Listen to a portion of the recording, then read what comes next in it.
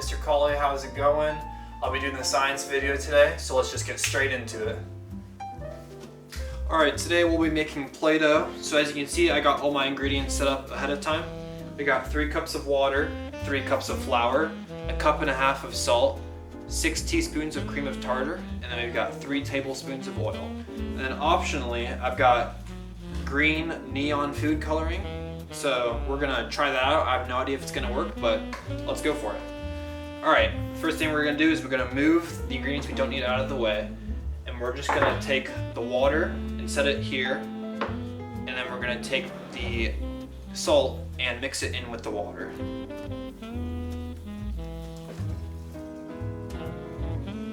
And then after you pour the salt in the water, you can begin mixing it.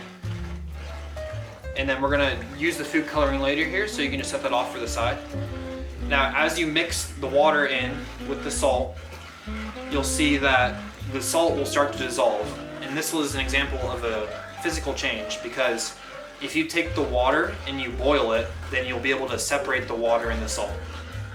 So just go ahead and keep on mixing this for a little bit until you think it's fully dissolved.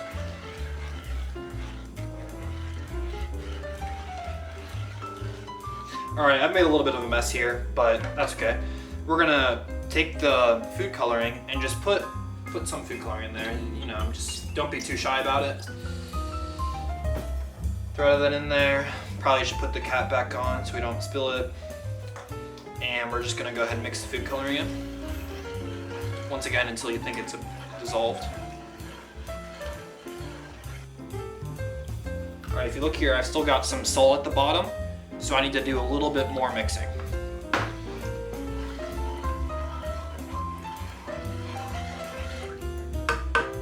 Alright, so we've got most of the salt dissolved in.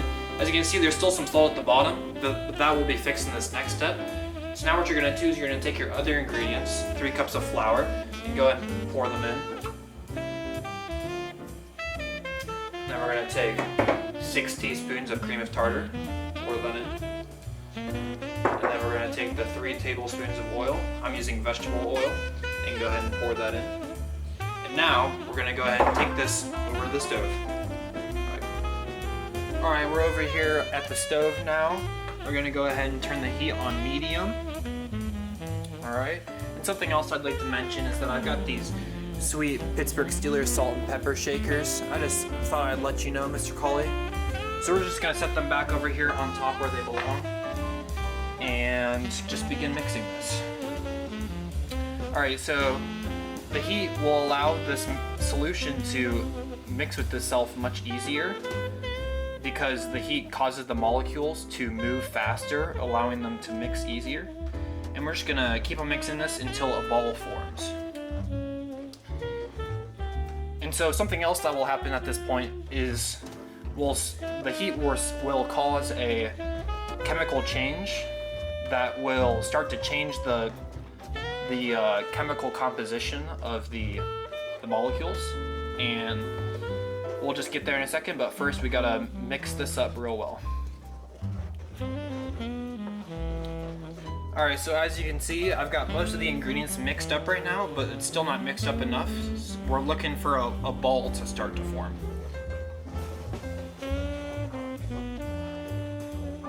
And as you go along in this mixing process, you'll notice that the solution will start to get thicker, and that is a good sign that you are starting to form the ball.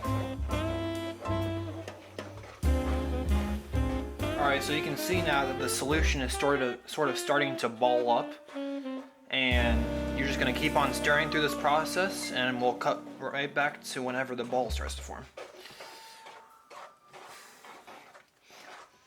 It smells kind of like eggs.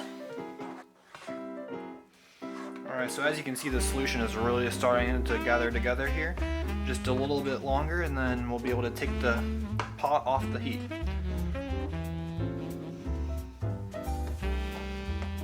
Alright, so as you can see, this is really starting to just take shape. And we're just about ready to pull this off the heat. We're just going to make sure that we get all the extra bits of Play-Doh at this point off the sides of the pot. And think we're good to head back over to the kneading station. See you there. Alright, so we've got our Play-Doh back over here on this board. And so we're gonna have these 2 containers set off to the side. Once again, we're gonna use Steelers containers because they're better than the Browns. And I know you like the Steelers a lot, so I just thought I'd use those. And so we're just gonna go ahead and knead the dough. And if you don't know how to knead it, you're just gonna take the outsides, fold them in, press it down, then take this and rotate it 90 degrees and just repeat that. And this will take about 1 to 2 minutes. And you're just gonna keep on doing this until you get a really nice texture that matches Play-Doh.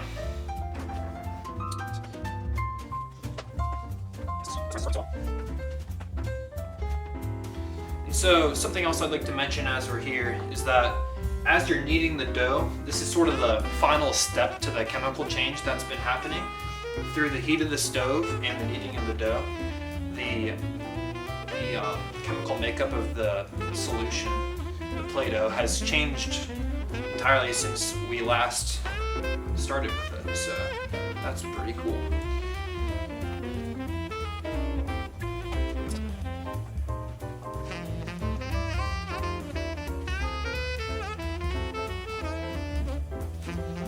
Alright, so the dough looks pretty good now. It's matching the texture of Play-Doh pretty well. So we're just gonna go ahead and take our containers over here, set them off to the side of your board, and you can just go ahead and rip off a section of the Play-Doh and just stick it into the container. And you're just gonna wanna seal the top of the container with an airtight lid so that way you can ensure the longevity of your dough, your Play-Doh actually at this point.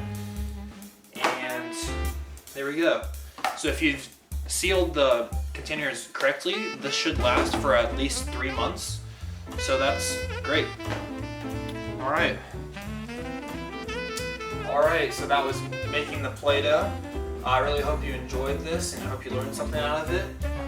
The neon aspect of it didn't work very well, but that's okay. It still turned out green.